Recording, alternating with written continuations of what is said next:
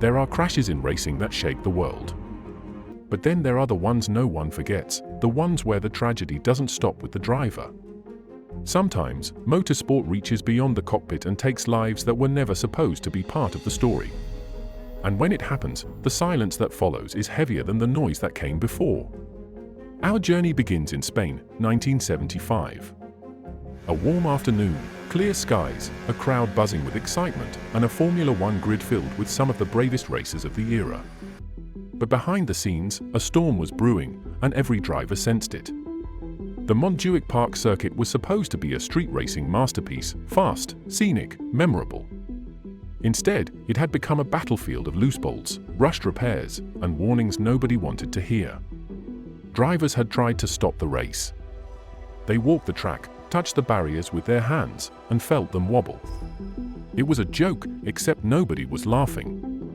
Emerson Fittipaldi even parked his car in protest, refusing to race at full speed because he knew something terrible was about to happen. However, legal threats and pressure from organizers forced the event to proceed. Rolf Stommelen climbed into his car knowing the track could betray him at any moment. Yet racers do what racers do, he pushed anyway. 26 laps later, the inevitable happened. Stommelen was fighting for the lead, the car dancing at the limit, when suddenly, everything collapsed. His rear wing tore away at roughly 150 miles per hour. 1 second, he was racing, the next, he was simply a passenger. The car snapped left, smashed into the barriers, and shot across the track like a missile. And then came the moment that froze the crowd. The car launched over the Armco, into the very people who had come to watch the race. Screams filled the air long before the dust settled.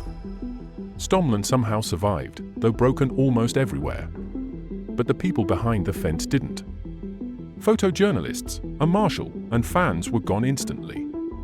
It wasn't just a racing accident. It was a disaster. A preventable one. Yet the most shocking part wasn't the crash. It was what race control did next. They didn't stop the event.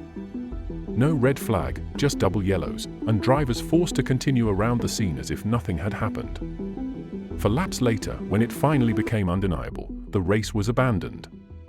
It would be the last ever Grand Prix at Montjuïc Park. Some tragedies changed the sport. This one erased a track. Fast forward 15 years. Donington Park, 1990. The world of racing had become quicker, sharper, and far more unforgiving. Formula 3000 was a brutal proving ground, a place where young lions fought for their chance at Formula One. Among them was a fiercely talented 20-year-old Allan McNish. He was quick, raw, and hungry, the kind of driver who'd risk everything for a single chance to prove himself. That Sunday began with wet asphalt slowly drying in the sun, the kind of day drivers dread, too dry for wets, too wet for slicks, until suddenly it isn't. McNish switched to slicks at the perfect moment, and instantly, he was flying. From the midfield, he carved through the pack like the race had been scripted for him. 5th place. 4th. 3rd. He closed in on Emanuele Naspetti, the leader, and in a heartbeat, he was beside him. Then came the moment that still haunts Donington. As they powered out of coppice, Naspetti drifted right, unaware McNish was already there. Their wheels interlocked at speeds that blur the world around you. Metal met metal. And the laws of physics took over. McNish's car didn't slide, it launched. The Lola lifted like it had been kicked by a giant, smashed into the barriers, then exploded into pieces that rained across the circuit. The heaviest part, the rear tub, engine, and gearbox, broke away and flew over a retaining wall. Beyond that wall, a pedestrian tunnel. People were just walking through it. No helmets, no barriers, nothing to protect them from what was coming. The engine block tore through the air and struck one of them, Raymond Langford, a mechanic on his way to help another team. A man simply doing his job. He didn't stand a chance. He died before anyone could speak to him. McNish somehow lived, thrown from the wreck but breathing. His survival was a miracle. Raymond's death, a tragedy no one expected. It was the kind of crash that reminds you how brutally unpredictable motorsport can be. One wrong angle, one small movement, and the consequences leap far beyond the racetrack. But nothing, absolutely nothing, prepared the racing world for what happened next. South Africa, 1977. The Kyalami circuit sat under the sun like a polished blade, hot, bright, and merciless. Pryce, the brilliant Welsh driver, strapped into his shadow Ford.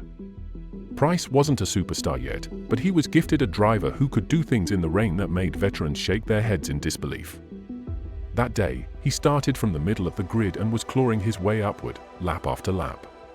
Then, on lap 22, a small fire changed everything. Renzo Zorzi, Pryce's teammate, pulled over with flames licking out of his engine cover. Two marshals rushed across the track with fire extinguishers. But they made a fatal mistake. They didn't wait for instructions. They simply ran. Cars were approaching at nearly 170 miles per hour. Hans-Joachim Stuck saw the marshals at the last possible second and swerved violently, barely avoiding them. But Pryce was right behind Stuck, and he never saw either marshal. The impact that followed was beyond horrific. Pryce's car struck the young marshal, Frederik Jansen van Vuwen, with such force that he was killed instantly. But the marshal's 18-kilogram fire extinguisher hit Pryce directly in the helmet. The speed, the weight, the angle, there was no surviving it. Pryce died instantly, but his car, now driverless, continued at full speed, slamming into another car and coming to rest in a crumpled heap. Two lives ended in a split second. One racer, one marshal. Both victims of a disaster that could have been prevented with a single radio call. And yet, even this wasn't the darkest day motorsport had seen. For that, we go back to 1955, the day motorsport experienced its worst nightmare. Le Mans, a cathedral of speed. A place where legends are born and sometimes destroyed. Over 250,000 fans packed the grandstands on June 11th, waiting for a duel between Jaguar, Ferrari, and Mercedes-Benz.